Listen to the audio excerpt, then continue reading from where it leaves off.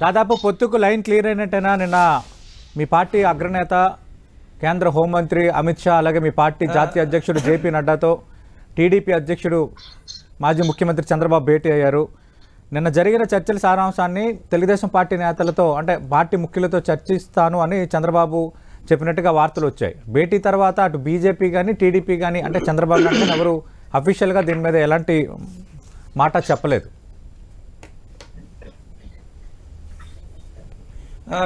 సతీష్ గారు, మీకు చర్చలో పాల్గొంటున్న మాజీ శాసనసభ్యులు గారికి అదేవిధంగా వైసీపీ ప్రతినిధి రాజశేఖర్ గారికి నమస్కారాలు.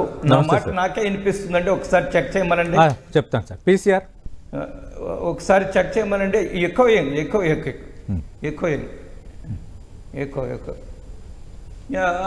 సతీష్ గారు, మీరు చెప్తున్నారు వాళ్ళు ఎవరు కూడా అధికారికంగా ప్రకటించలేదు, నడ్డా గారు కానీ చంద్రబాబు నాయుడు గారు అన్న తర్వాత నేనెవరినంటే ప్రకటించడానికి పొత్తు ఉంటుందా లేదా అనే విషయం నేనేమంటున్నా అంటే, చంద్రబాబు నాయుడు గారు చాలా సీనియర్ నాయకులు, 14 సంవత్సరాలు ఆంధ్రప్రదేశ్ ముఖ్యమంత్రిగా పనిచేశారు.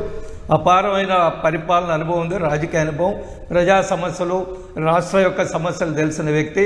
కాబట్టి రాష్ట్రంలో ఏం జరుగుతుంది, రాష్ట్రం ఎటువైపు పోతుంది, రాష్ట్రంలో జరుగుతున్న అవినీతి, రాజకీయ దౌర్జన్యాలు, రాజకీయ కక్షలు, రాష్ట్రం ఏ విధంగా వెనకబడిపోతుంది, రాష్ట్రం ఏ విధంగా అప్పుల పాలవుతుంది, రాష్ట్రంలో ఉండే శాంతి భద్రతల పరిస్థితులు, ఇవన్నీ కూడా హోంశాఖ మంత్రి వారు, దేశ హోంశాఖ మంత్రి అమిత్ షా గారు వారికి వివరించే అవకాశం ఉంటుంది, వివరించి ఉంటారని నేను అనుకుంటున్నాను. వారు మరి పొత్తుల విషయము ఏం మాట్లాడారు ఏమిటి అనేది నాకైతే సమాచారం లేదు. కానీ ఎవరు ఏ నిర్ణయం తీసుకున్నా, మాజీ శాసనసభ్యులు ఆంజనేయులు గారు చెప్పినట్టుగా ఎవరు ఏ నిర్ణయం తీసుకున్నా అది దేశ ప్రయోజనాలు, రాష్ట్ర ప్రయోజనాలు, రాష్ట్ర విస్తృత ప్రయోజనాలు, రాష్ట్రాన్ని గాడిలో పెట్టడానికే ఈ విధమైన నిర్ణయమే ఉంటుందనే విషయంలో ఎటువంటి అనుమానం లేదు. పొత్తులు ఉంటాయా లేదా అనే దానికి భారతీయ జనతా పార్టీ చాలా స్పష్టంగా ఉంది. భారతీయ జనతా పార్టీకి nation first, party next, self last. కాబట్టి దేశమే ప్రధానము అంటే దేశ ప్రజలే ప్రధానము, రాష్ట్రమే ప్రధానము. రాజకీయ ప్రయోజనాల కోసం ఏ నిర్ణయాలు మేము తీసుకోము. ఒకటి. రెండవది, సతీష్ గారు, మీరు అనేక సంవత్సరాలుగా ఈ మీడియాలో ఉన్నారు, మీరు అనేక విషయాలు అబ్జర్వ్ చేస్తున్నారు. భారతీయ జనతా పార్టీ ఏ పార్టీతో పొత్తు పెట్టుకున్నా, ప్రాంతీయ పార్టీలతో పొత్తు పెట్టుకున్నప్పుడు ఆ పొత్తు ధర్మాన్ని భారతీయ జనతా పార్టీ 100కి 100 పాళ్ళు పాటిస్తుంది.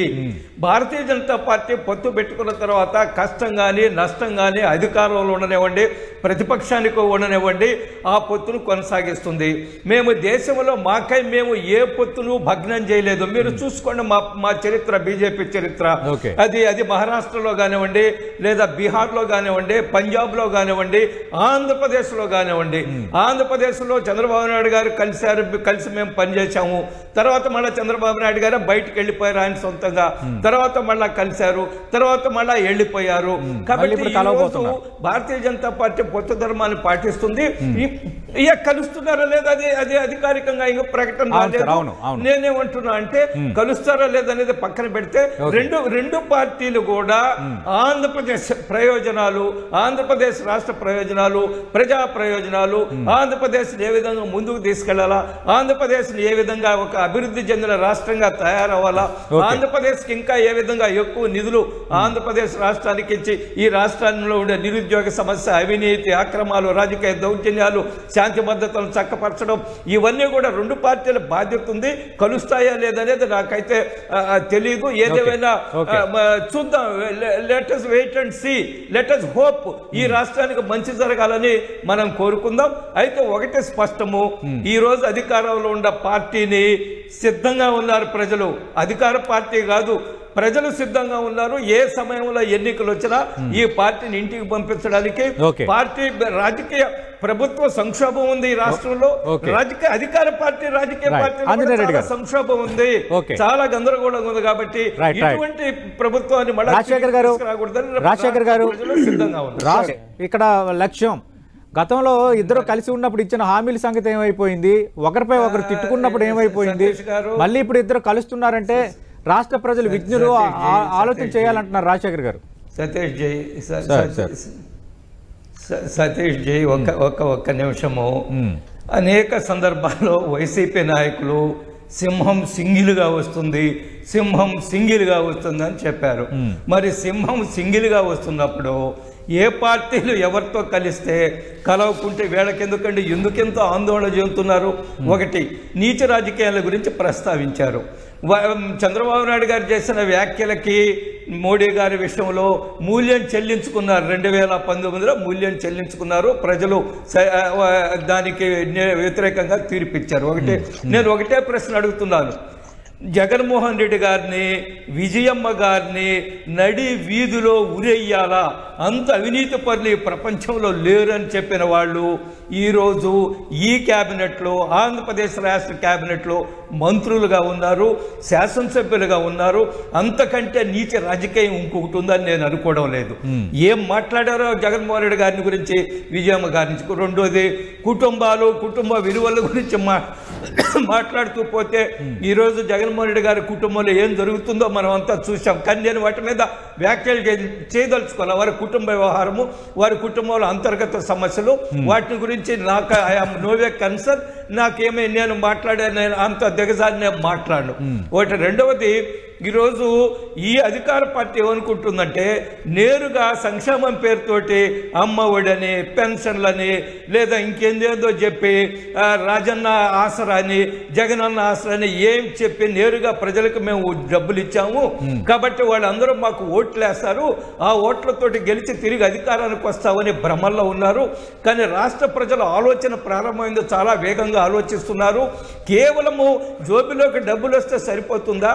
రాష్ట్ర అభివృద్ధి ఏమిటి, రాష్ట్రంలో ఉన్న సమస్యలు ఏమిటి, ఈ యొక్క 3 రాజధానుల విషయం ఏమిటి, ఎంత అనాలోచితమైన నిర్ణయం 3 రాజధానులు, దానివల్ల ఎంత రాష్ట్రం నష్టపోయింది, రాజధాని లేని రాష్ట్రంలో రెవెన్యూ ఏ విధంగా నష్టపోయాము, ఇవన్నీ కూడా ప్రజలు వాళ్ళ యొక్క కుటుంబాల భవిష్యత్తు తాత్కాలిక ప్రయోజనమా, శాశ్వత ప్రయోజనమా, పరిశ్రమల, ఇవన్నీ కూడా రాష్ట్ర ప్రజల ఆలోచన ప్రారంభమైంది, చాలా వేగంగా ప్రారంభమైంది. కాబట్టి ఈ అధికార పార్టీ చాలా భయాందోళన ఉంది. నాకు అర్థమవుతుంది రాజశేఖర్ గారి మాటల్లో. వాళ్ళ ఎమ్మెల్యేలని ప్రభుత్వ అధికారులు మారుస్తున్నారు, ఎంపీలు వెళ్ళిపోతున్నారు. ఒక ఎంపీ చాలా తీవ్రమైన వ్యాఖ్య, మా జిల్లా నుంచి ఒక ఎంపీ, చాలా నమ్మకమైన ఎంపీ, ఆయన చాలా పెద్ద మనిషి, ఆయన వేమిరెడ్డి ప్రభాకర్ రెడ్డి గారు, ఆయన ఏం మాట్లాడారో మనం చూస్తున్నాము. కాబట్టి ఈ పరిస్థితులను చూసిన తర్వాత రాజకీయ పార్టీ, అధికార పార్టీ చాలా సంక్షోభంలో ఉంది, చాలా గందరగోళం ఉంది, ప్రభుత్వం చాలా గందరగోళం, పరిపాలన చాలా భయంకరంగా ఉంది, పరిపాలన అస్తవ్యస్తంగా ఉంది. ఇవన్నీ చూసిన తర్వాత రాష్ట్ర ప్రజలు ఈ ప్రభుత్వాన్ని, అధికార ప్రభుత్వాన్ని ఇంటికి పంపించడం సిద్ధంగా. సతీష్ జీ, నేనేమంటున్నా అంటే ఇప్పుడు రాజశేఖర్ గారు ఏకరవ పెట్టిన అన్ని వాటిల్లో కేంద్ర ప్రభుత్వ నిధులు పెద్ద ఎత్తున ఉన్నాయి. ఆర్బీకేలు కానివ్వండి, వెల్నెస్ సెంటర్స్ కానివ్వండి, లేదా హెల్త్ స్కీములు కానివ్వండి, నేషనల్ హెల్త్ స్కీములు కానివ్వండి, లేదా రోడ్లు కానివ్వండి, ఏదైనా సరే మీరు ఈ రోజు హాస్పిటల్స్ చెప్తున్నారు, మెడికల్ కాలేజ్ చెప్తున్నారు, ఇవన్నీ కూడా కేంద్ర ప్రభుత్వ నిధులతో చేస్తున్న కార్యక్రమాలు.